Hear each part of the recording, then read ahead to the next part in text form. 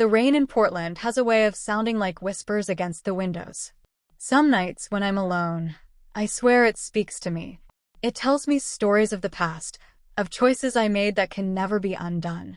And among those choices, one stands taller than the rest. One that began with love, with a desire to help, but ended in regret that has never stopped haunting me. My name is Laura Bennett. I live in a quiet neighborhood outside downtown Portland, in a modest craftsman-style home with blue shutters that I painted myself one summer. People see me and think I live a peaceful, simple life. They don't see the weight I carry. They don't hear the rain whispering to me at night. The story began 3 years ago, when tragedy forced me into a role I had never imagined for myself. My sister Rachel was younger than me by 3 years. She had always been the free spirit, the one who laughed loudest, who traveled on a whim, who didn't worry about tomorrow because today was all she needed. I, on the other hand, was the planner, the worrier, the one who saved money and made lists. We couldn't have been more different, yet we loved each other fiercely. When Rachel died suddenly in a car accident, the world split apart. She left behind her only son, Ethan, who was just 16 at the time. I remember the day I got the call. The phone fell from my hand, clattering to the floor, and I sank down beside it, shaking, unable to comprehend that my sister, the girl with the loud laugh, was gone forever. But grief had no time to breathe, because the very next question that came was, what about Ethan? His father had left long ago, long before Rachel's death. Ethan had no grandparents left, no close uncles or aunts besides me, which meant, suddenly, I was no longer just his aunt. I was his guardian, his protector, his only family. He moved into my house 2 weeks later, carrying only 2 suitcases and a guitar case. He barely spoke. His eyes, once bright like his mother's, were hollow.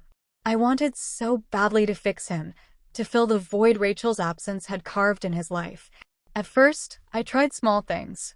Cooking his favorite meals, asking about school, leaving notes of encouragement on the fridge. But his grief was heavy, and mine was too.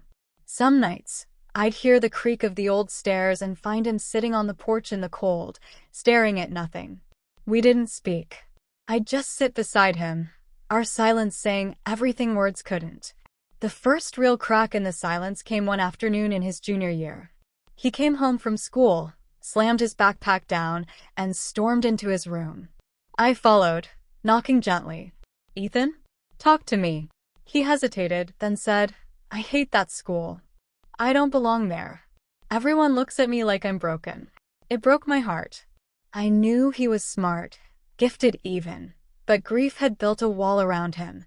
I wanted to help. Desperately.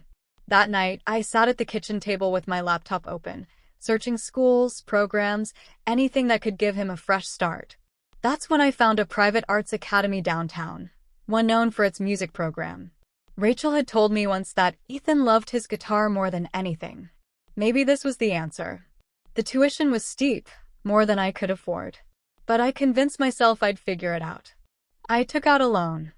I cut back on my own expenses. I told myself it was worth it, because this was for Ethan. When I told him, his face lit up for the first time in months. "Are you serious? You'd do that for me?" "Of course," I said. "You deserve a chance to shine." That smile, that was the moment I thought I had saved him. And for a while, it seemed I had. Ethan thrived at the new school. He joined bands, made friends, even started talking about college again. I would sit in the back row at his performances, tears in my eyes, thinking, Rachel, I kept my promise. He's going to be okay. But life has a cruel way of punishing even the purest intentions. By his senior year, Ethan had fallen in with a group of older students who pushed limits, skipping classes, sneaking out, experimenting with things no teenager should. I tried to intervene, but every time I pushed, he pushed back harder. "You don't understand," he snapped one night. "You're not my mom." The words cut deeper than he knew. Because he was right. I wasn't Rachel. I was just the woman trying desperately to hold his world together, even as mine was crumbling. The breaking point came one night when the police called. They had picked Ethan up for underage drinking at a party. I drove to the station, my hands shaking on the wheel, my heart heavy with shame. When I saw him sitting there, defiant but broken, I realized the truth. In my effort to give him everything, I had lost control.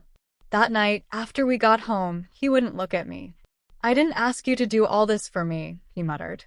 The words replayed in my head for weeks. I had sacrificed my savings, my peace, my sanity, all to help him heal.